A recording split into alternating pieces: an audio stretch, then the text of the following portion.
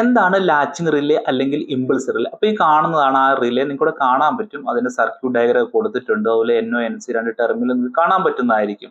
അതുപോലെ തന്നെ ഇതിന്റെ കോയിൽ വോൾട്ടേജ് നമ്മൾ പ്രത്യേകം ശ്രദ്ധിക്കണം. 220, 24 അങ്ങനത്തെ വോൾട്ടേജിലൊക്കെ നമുക്ക് ഈ റിലേ അവൈലബിൾ ആണ്. അതുപോലെ തന്നെ നിങ്ങൾക്കിവിടെ സ്വിച്ചുകൾ കാണാൻ പറ്റും. അതുപോലെ മാനുവലി ഓൺ ഓഫ് ചെയ്യാം. അതുപോലെ ഓട്ടോ മോഡ് വേണം എന്നുണ്ടെങ്കിൽ ആ ഒരു ബട്ടൺ നമുക്ക് ഓൺ ചെയ്യാവുന്നതാണ്. അതുപോലെ തന്നെ അതിന്റെ ആംപിയർ കപ്പാസിറ്റി ഒക്കെ നിങ്ങൾ ശ്രദ്ധിക്കേണ്ടതാണ് സെലക്ട് ചെയ്യണ സമയത്ത്. അതുപോലെ ഞാനിവിടെ ഓട്ടോ മോഡ് ഓഫ് ചെയ്തിട്ടുണ്ട്. അപ്പൊ നമുക്ക് പൾസ് കൊടുക്കാൻ പറ്റില്ല. ഒരു പുഷ് ബട്ടൺ ത്രൂ പൾസ് കൊടുത്തെങ്കിൽ മാത്രമേ ഇത് വർക്ക് ചെയ്യത്തുള്ളൂ. മാനുവലി നമുക്ക് ഓൺ ഓഫ് ചെയ്യാൻ പറ്റുന്നതായിരിക്കും. നമുക്ക് ഓട്ടോ മോഡിൽ ഇടാം. നിങ്ങൾക്ക് ഇവിടെ കാണാൻ പറ്റും 3 ഡിഫറെന്റ് പുഷ് ബട്ടൺസ് ഞാൻ യൂസ് ചെയ്തിട്ടുണ്ട്. അത് നിങ്ങൾക്ക് 3 ഡിഫറെന്റ് റൂമായിട്ട് നിങ്ങൾക്ക് കൺസിഡർ ചെയ്യാം. അപ്പൊ എവിടെ നിന്നാണെങ്കിലും ഏതെങ്കിലും ഒരു പൾസ് കിട്ടിക്കഴിഞ്ഞാൽ ആ ഒരു സ്റ്റേറ്റിൽ തന്നെ ഈ റിലേ വർക്ക് ചെയ്യുന്നതായിരിക്കും. ഇപ്പൊ ഒരു ബട്ടൺ പ്രസ് ചെയ്യുന്ന സമയത്ത് ഓൺ ആണെന്നുണ്ടെങ്കിൽ അത് ഓൺ തന്നെ ആയിരിക്കും. അതുപോലെ രണ്ടാമതൊരു പൾസ് നമ്മൾ കൊടുക്കുന്ന സമയത്ത് അത് ഓഫ് കണ്ടീഷനിലേക്ക് പോകും. അപ്പൊ ഇതാണ് ലാച്ചിങ് റിലേ അല്ലെങ്കിൽ ഇമ്പൾസ് റിലേ. എക്സാമ്പിൾ പറയുകയാണെന്നുണ്ടെങ്കിൽ നമ്മുടെ സ്റ്റെയർ കേസ് വയറിംഗ് അല്ലെങ്കിൽ മാസ്റ്റർ കൺട്രോളിങ്ങിനൊക്കെ ആയിട്ടാണ് നമ്മൾ ഇത് ഉപയോഗിക്കുന്നത്.